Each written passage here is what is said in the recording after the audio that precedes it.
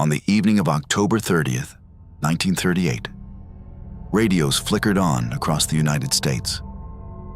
It was a Sunday. Families gathered in living rooms. Lamps were dim.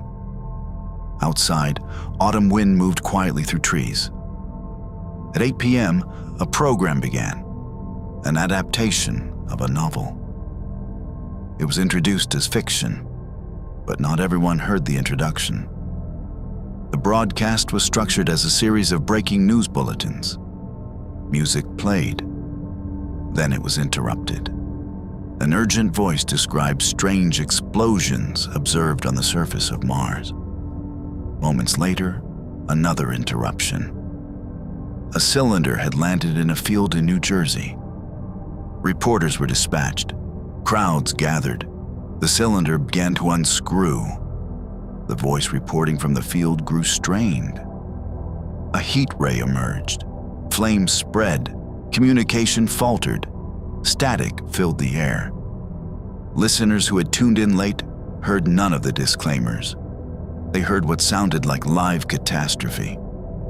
Names of real towns were used. Officials were interviewed. Military units were described moving into position.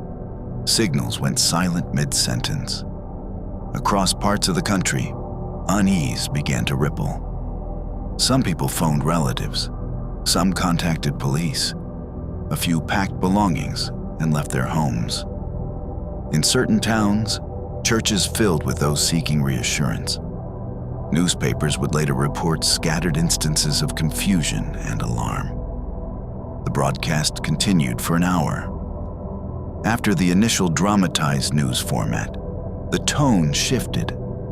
It became more theatrical, more clearly fictional. But for those who had believed the first half, the impression lingered. The next morning, headlines spoke not of Martians, but of panic. The radio drama had been an adaptation of H.G. Wells' novel, performed by a young director and actor, Orson Welles. The program had opened with a disclaimer. It had paused for station identification. Yet the structure had felt real enough to convince some listeners that something extraordinary was unfolding. Investigations followed. Broadcasters reviewed policies. Debates arose about responsibility and the power of radio. In 1938, radio was intimate. It entered homes quietly. Its voices were trusted. There were no visual cues to separate performance from reality. Only tone, only sound, only interruption. In the end, no invasion had occurred. No machines had risen from fields. But the event revealed something subtler. How easily imagination can be shaped by context.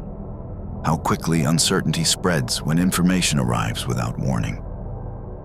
And how powerful a calm voice can be when it speaks into darkness. That night, the sky above New Jersey remained ordinary. Stars held their distant positions. Fields lay undisturbed. Yet for a brief hour, many believed the world was changing. Not because they saw it, but because they heard it.